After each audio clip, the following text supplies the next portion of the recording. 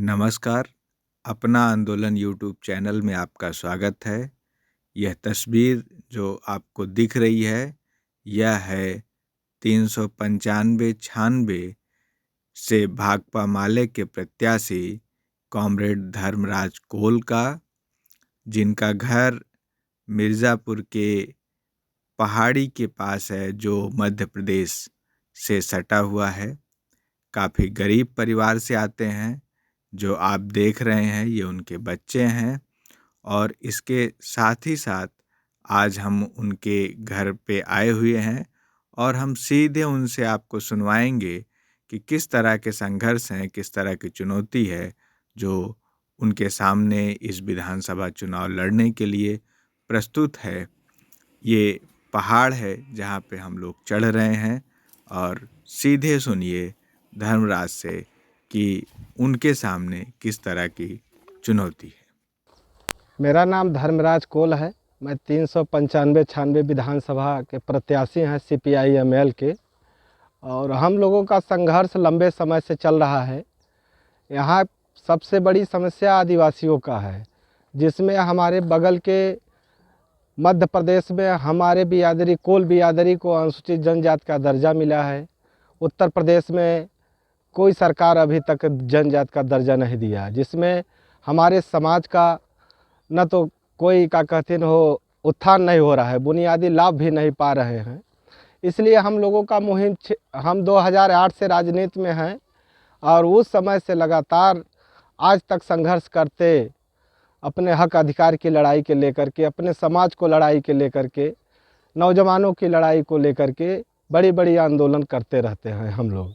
हमारा समाज जो जल जंगल ज़मीन के अधिकार की लड़ाई को लेकर के, आदिवासी समाज अशिक्षित व्यक्ति अशिक्षित होने के नाते अपना का कहते हो ज़मीन बनाते गए और यहाँ के बड़े सामंतवादी लोग उनका अपना कागज़ में नाम चढ़ाते गए और गरीबों को जंगल की तरफ ढकेलते चले गए। जो कि उसी बीच में हमारे ही बाप दादा ने आज यहाँ गांव के मूल निवासी बंजारी कला के हैं और हम लोग भी आज इस पहाड़ के किनारे हैं, जो कि बंजारी कला का लास्ट MP और UP का बॉर्डर है। तो ज़्यादातर हमारे जो समस्या है गरीबों का, इस 96 विधानसभा में आदिवासियों के ऊपर दमन, उनको बना अधिकार अधिनियम के तहत जो कानून बना है उस पर भी कोई सरकार अभी नहीं, क्योंकि अनुसूचित जनजाति का दर्जा नहीं है, इसलिए उनका लाभ नहीं मिल रहा है, अभिलेखी लाभ नहीं मिल रहा है। तमाम ऐसे समस्या है यहाँ पर आदिवासियों का, उसको लेकर हम लोग लड़ाई लड़ रहे हैं। और मैं CPI-ML के 395-96 विधानसभा से प्रत्याशी भी हैं और इस लड़ाई को लेकर के समाज के बीच में हम लोगों ने संघर्ष भी किए हैं। उनको हक अधिकार, सम्मानजनक रोजगार की लड़ाई, शिक्षा की लड़ाई, स्वास्थ्य की लड़ाई, सब कुछ लड़ रहे हैं। आप नौजवान संगठन से हैं, युवा हैं, किस तरह की चुनौती आप देख रहे हैं पूरे देश में? नौजवानों को शिक्षा से वंचित रखा जा रहा है। उनके अधिकार की जो शिक्षा नीति, दोहरी शिक्षा नीति लागू करके बच्चों को अलग थलग किया जा रहा है। उनको नौकरी नहीं है, रोजगार के बड़े बड़े वैकेंसियाँ निकल रही हैं। ये सरकार इतनी पेपर लीक करा करके उनके सपना चूर कर रही है नौजवानों को। इसलिए हम लोग एकत्रित होकर, मैं इनकलाबी नौजवान सभा से हूँ और हम ये मांग करते हैं कि इनकलाबी नौजवान सभा की तरफ से सम्मानजनक रोजगार मिलना चाहिए और उनको हक शिक्षा के लिए एक निजीकरण जो है उसको बंद किया जाए, समान शिक्षा सबको लागू किया जाए और तमाम ऐसे युवाओं को सम्मानजनक रोजगार, नहीं तो उनको बेरोजगारी भत्ता दिया जाए और ये हमारी मांग रहेगी।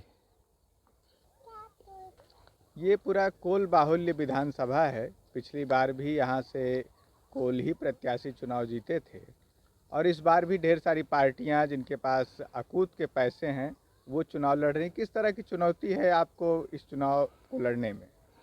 देखिए, जो हमारे समाज के पूंजी वर्ग हो गया है, हर समाज में पूंजीपति होते हैं, तो हमारे समाज में पूंजीपति वर्ग के लड़के इस समय चुनाव लड़ रहे हैं। कोल बिरादरी का न तो उनका कोई विकास के लिए बात करते हैं, ना उत्थान के लिए बात करते हैं।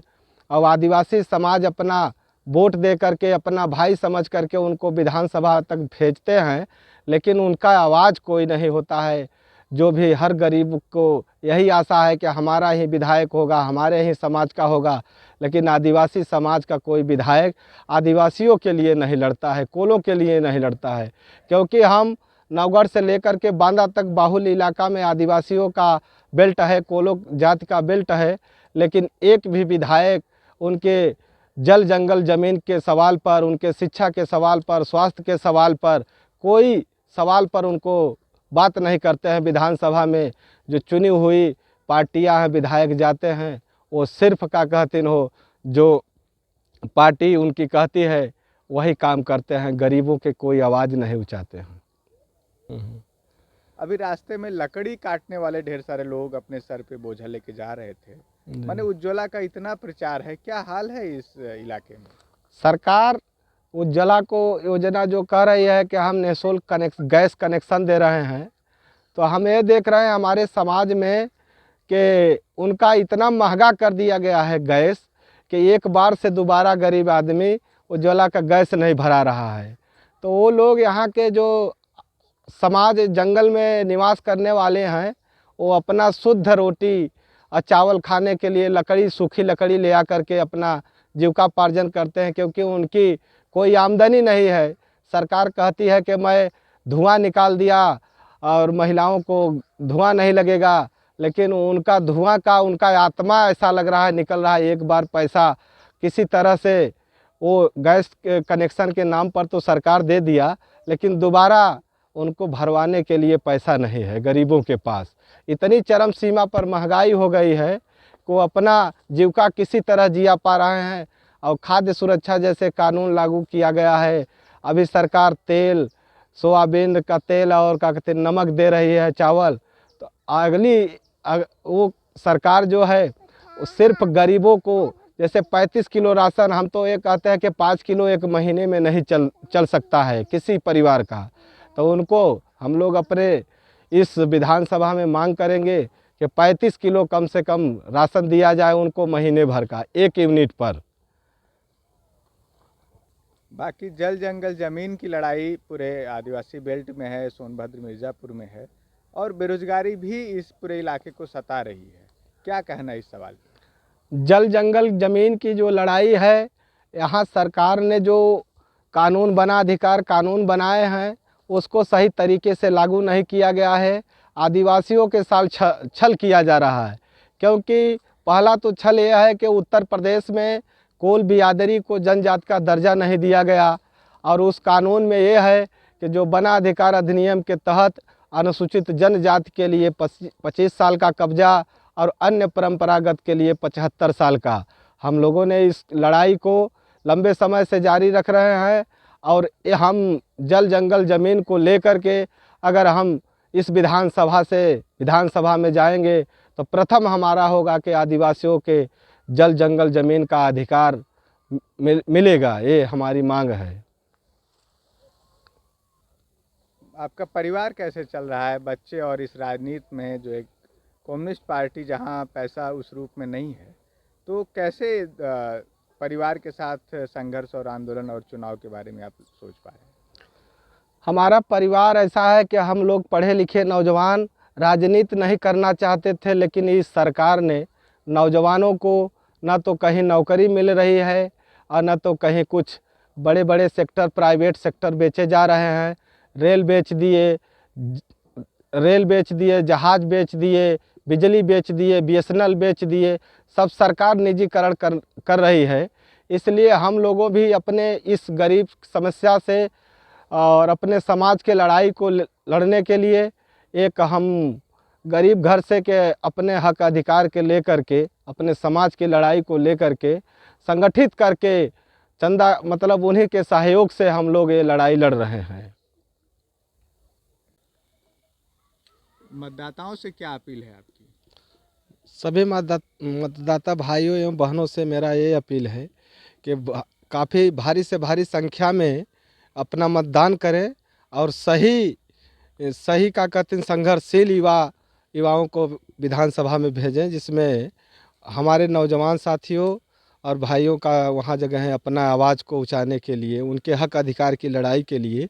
मतदाता भाइयों से यही हमारा अपील है कि आप अधिक से अधिक संख्या में सब लोग मतदान करें। तो हम लोग इस पहाड़ पे बिना टिकट के अभी पहुंच पा रहे हैं। जिस तरह से शहरों के अंदर, यूनिवर्सिटीज़ के अंदर आई कार्ड और पार्क के अंदर टिकट लेना पड़ता है, शायद आने वाले दिनों में पहाड़ पे आने के लिए भी टिकट लेना पड़ेगा, क्योंकि जिस तरह से संसाधनों पे कारपोरेट घरानों की निगाह है, आने वाले दिनों में ऐसी भी कोई नीति आए तो इसके लिए कोई असंभव सी बात नहीं होगी। तो हम इस समय आप देख रहे हैं हमारे सामने जिस तरह के दृश्य हैं, ज़ाहिर तौर पे हम पहाड़ों के ऊपर से आपसे बात किए। हमारे साथ 395-96 विधानसभा के प्रत्याशी CPI ML से धर्मराज कोल थे। उनका बहुत बहुत शुक्रिया।